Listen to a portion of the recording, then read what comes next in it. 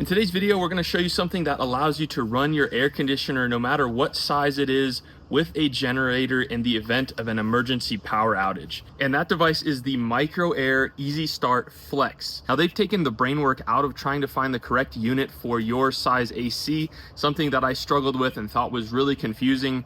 Well, the Flex takes all of that work out. It is a one size fits all from a 1.5 ton all the way up to a 6 ton. This guy will work. Now, before we get into this installation, I just want to show you some of the features of this device and how it can be helpful for you, what the price is on it, and then we'll get into how to install it.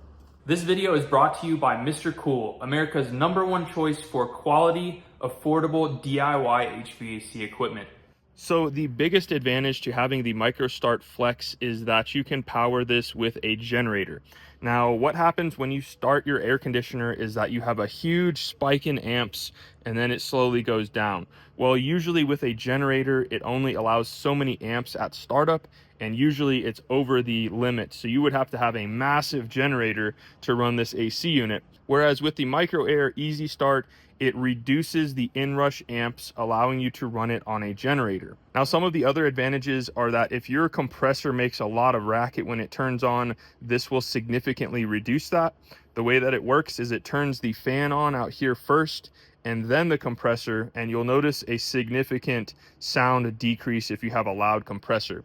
The other advantage to this is that if you notice your lights flickering anytime the AC comes on in the middle of summer, this will also resolve that issue. Now, you may have noticed the size difference. This is significantly smaller, about 50% smaller than its predecessor that we installed in a previous video. Sometimes this might be able to be mounted inside the electrical panel. We'll see if that's the case with this unit, but if not, these are designed to be mounted outside. Everything is sealed. This front cover has a nice gasket, so we can actually mount this to the side of the unit right here if we wanted to. Now, full transparency here, they did not send me this product. I purchased this with my own money. This is not a paid sponsorship. I legitimately think that anyone with a standard AC unit like this can benefit from having this, so I just wanted to share that with you guys. Now, if you don't have a surge protector installed on your system, I highly recommend doing that. But if you don't, this will act as a surge protector. So although these are about $400, this will prevent your compressor from being damaged in a huge power surge with a lightning storm or things of that nature. So you can save, however much a compressor and installation is, several $1,000s by having this device. Now, something else that's great about the Micro Start Flex is that it has Bluetooth capability. So you can access this with your phone and see what your AC unit is doing. It also acts kind of as a diagnostic device. So if there's a short cycle and your thermostat doesn't tell the compressor not to turn on, this will delay the compressor and tell it not to come on for a set amount of time. Usually it's about 5 minutes, and that will actually prevent damage to your compressor, and it will elongate the life of that. So there's a bunch of additional benefits to having this device in addition to being able to run it on a generator. Okay, so before we turn power off to this unit, we're gonna take this cover off. And if you're gonna do this on yours, just be careful. Make sure you're being safe when it comes to working around high voltage. This is 220 volts here. So before we do the installation, we're gonna get an initial reading on our compressor, and we're gonna look for the common wire on the compressor. So we can see our compressor on this diagram here. Common is the black wire that goes directly to the contactor. So we're going to find the black wire that goes into the case. In this instance, all of these wires go to the compressor, and these ones here go to the fan. So don't mistake this black wire, because that's the one that goes to the fan. Typically, it's going to be a thicker gauge wire that goes to the compressor. So that's the wire we're after. We're going to clamp our fluke meter onto that black wire, and then we're going to click inrush. So as soon as this unit kicks on, we'll see the inrush amps before our Micro Air Easy Start, and then we'll do a reading after. Okay, so 54.1 was our initial amp draw, and this is a relatively small unit. This is a 1.5 ton, I believe. Yeah, 18 in the model number, that indicates it's a 1.5 ton. Now, if you have, say, a 4 ton or a 5 ton unit, this could be as high as 120 amps initially, or even more. And you would notice an even bigger difference with a larger unit. but just with this unit, we'll show you how much of a difference this micro air easy start makes. Okay, so what I've done is rearrange this very slightly. So our contactor used to be right here. So I turned the power off and just made sure nothing was live. And I just shifted this over and used some self-tapping screws to move it over slightly. And now, as you can see, I've got plenty of room in here to mount it right here. And I'll be able to close the door and everything. So that'll keep this out of the elements. I don't have to mount it to the outside of the unit, which I love. So for starters, we're gonna go ahead and just mount this, and then we'll get into the wiring. Now, something to keep in mind is just make sure you look on the other side of this to make sure you're not puncturing a coil or something. I've gotten really close to doing that in the past, so I'm really cognizant. There's nothing, I've looked behind here on this back plate. It just is open air behind here, but just make sure you're not gonna be drilling into anything that's gonna cause damage.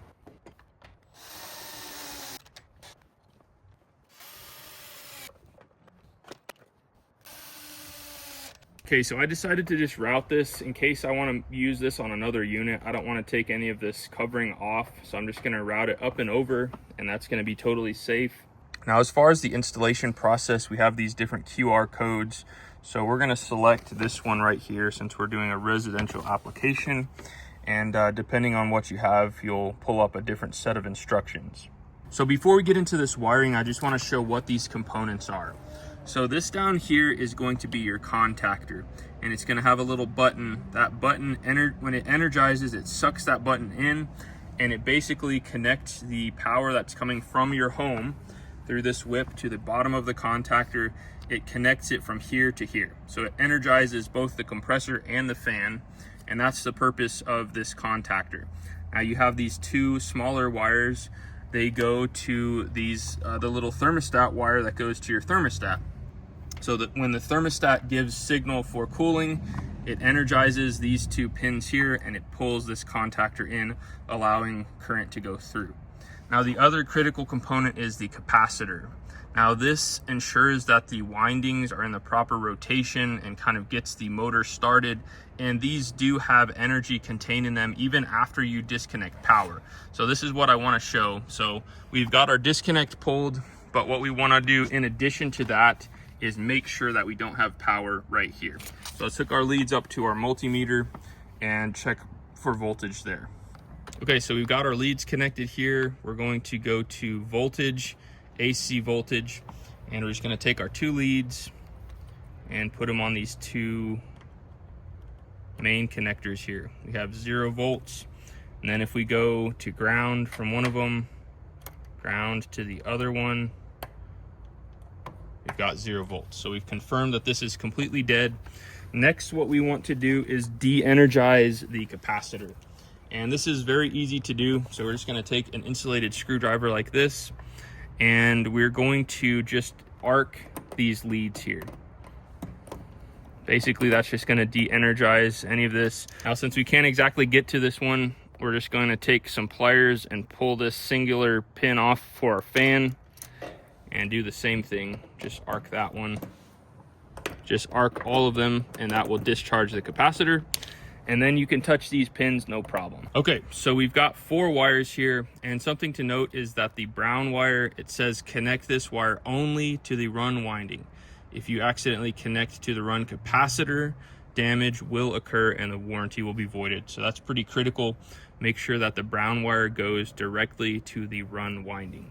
So we're going to focus on this wire first, and something they want to make explicitly clear is that you don't want to disconnect this wire that goes to the capacitor. So make sure you don't do that. But we are going to be using a red wire that goes to the compressor. It's a different wire than this one. So first of all, I just want to make this clear. I'm going to zip tie this later. So just for clarity, I'm going to take all of these zip ties off so you can see where exactly these wires are going. So this yellow wire goes right into the cabinet right here. So that goes directly from the capacitor to the compressor. This red wire goes to the contactor. This red wire goes to the compressor. So we don't want to confuse these two wires. So what we're going to do first is take this red wire and disconnect it. And again, this is the red wire that goes directly to the compressor. So we're just gonna unscrew it here, slide it off, and we'll just temporarily tighten that back. So we're gonna cut this a little bit further up in case we need to use this later on. We got plenty of length here, so we'll actually give ourselves some extra length. We'll cut it there, set that aside. And now we're gonna be attaching this brown wire to this red one with a wire nut. Or if you wanted to, you could go ahead and solder these together. That would be totally fine as well. Now, one thing I don't care for about this kit is that it doesn't come with the wire nuts. For whatever reason, I think it probably should, but it is what it is. So you will need to source those yourself. Okay, so we're just gonna twist these together. We're using a big red wire nut. Make sure and get that really nice and snug, and that's good to go. Next, what we're gonna do is connect our white wire, and our white wire is gonna go where we just disconnected this red wire. So we're gonna loosen that back up. We're gonna take our other wire nut and we're going to attach this connector back to it, and we're gonna connect it back where it was. So we'll get this wire nut put on nice and snug, and then this one will go back right here. All right, just 2 wires left. The next wire we're gonna focus on is our black wire. And what I wanna emphasize here is that with 220 volts, you have 2 separate legs of power.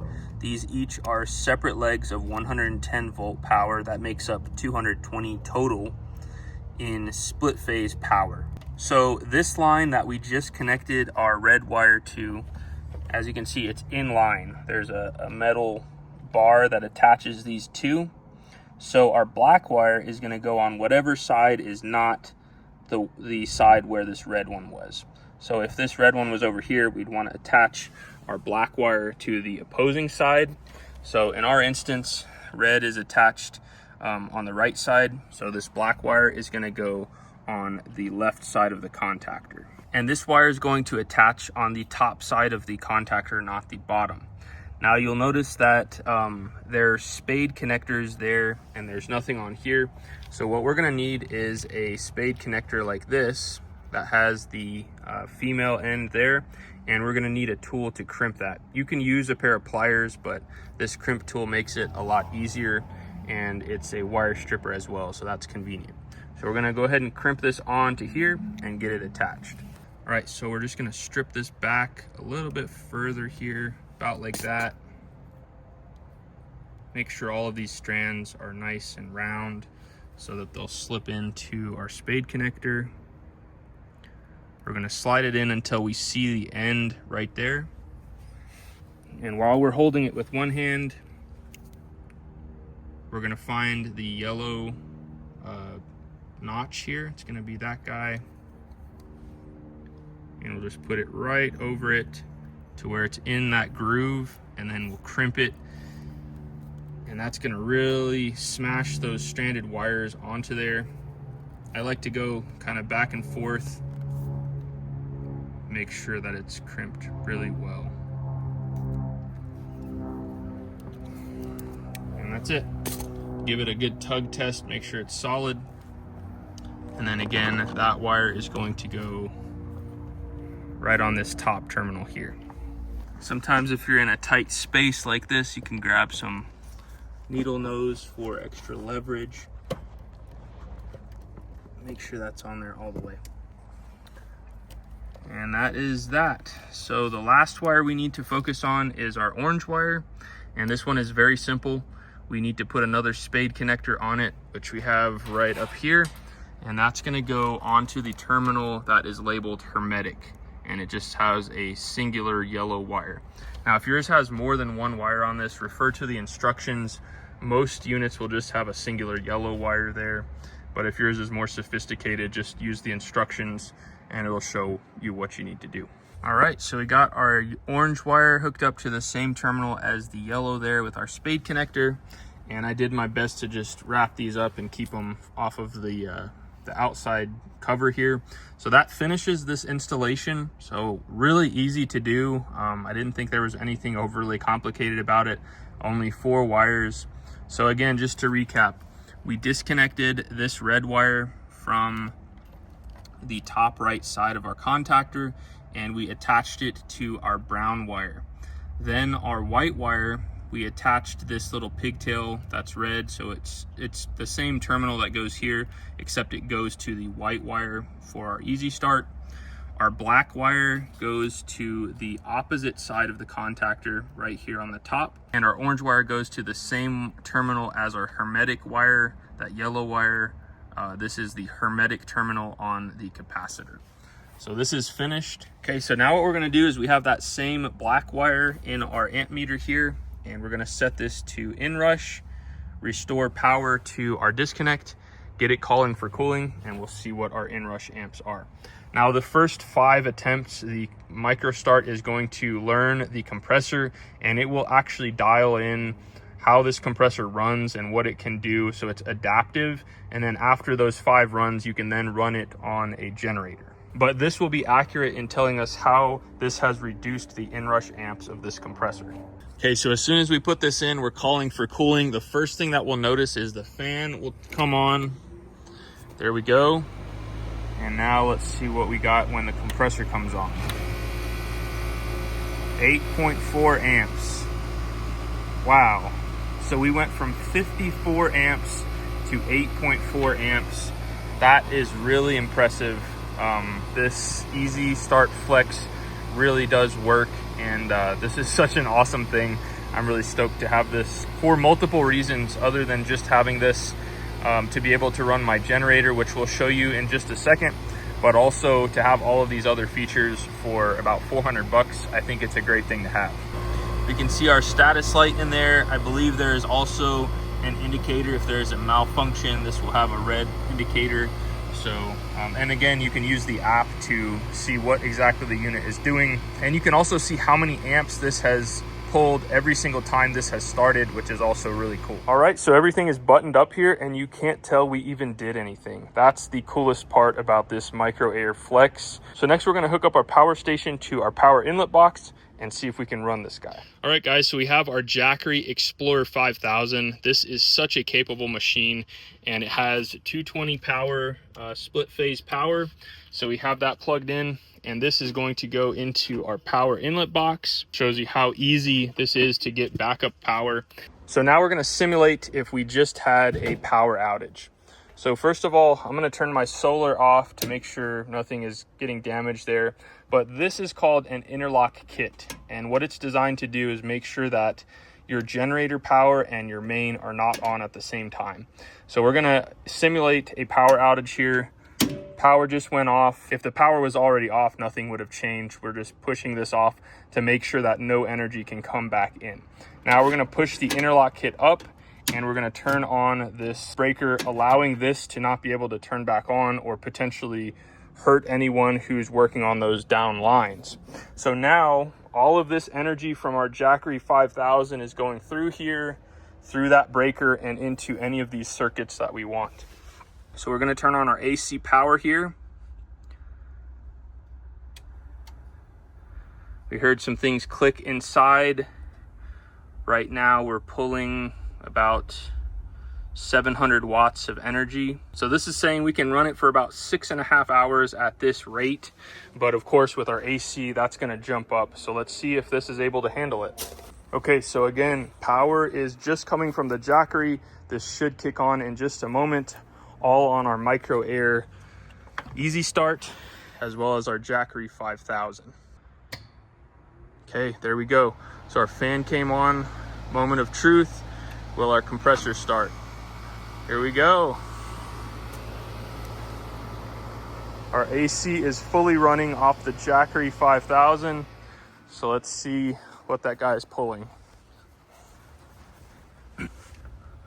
So it looks like we're pulling 2,000 watts with our 1.5 ton air conditioner.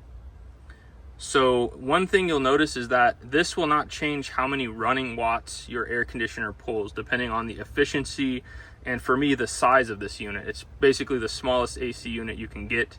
It's pulling about 2,000 watts. So what I'm gonna do next is I'm going to turn the AC back off, And I'm gonna sit here and watch when the AC comes on and see what this jumps up to.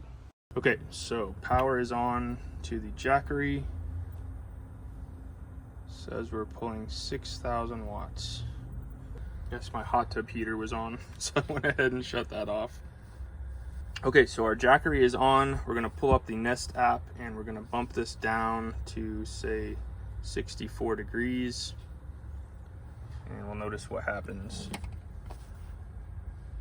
900 watts, I think that's the fan. So the AC went up to 3,000 watts and then it's going back down. So that's good to note. Let's go check it out. Compressor's running. Everything's running nicely. Amazing. So guys, you can absolutely run this with a generator. You can run it with a power station. We didn't even get to anywhere near the max of that Jackery 5000. You could see when my hot tub was running, it was pulling about 5,000 to 6,000 watts. So that thing is very capable and can absolutely run your AC. So we're gonna turn the power off to our Jackery. We're gonna go back over to here, flip this off, and it will slide down, allowing us to turn our main back on. There we go. Turn my solar back on, and we are back on solar and grid power. Well guys, if you're looking to do an upgrade on your AC system, this is definitely in the top 5 upgrades that I would recommend. $400 is a cheap price to pay to have assurance and to have the ability to run that air conditioner with a generator or a power station, as you saw in this video. Now, if you're interested in seeing the #1 thing to know how to do on your air conditioner that will save you a ton of money, check out this video right here, and I'm sure you'll find it informative. Until next time, you guys be safe. Later.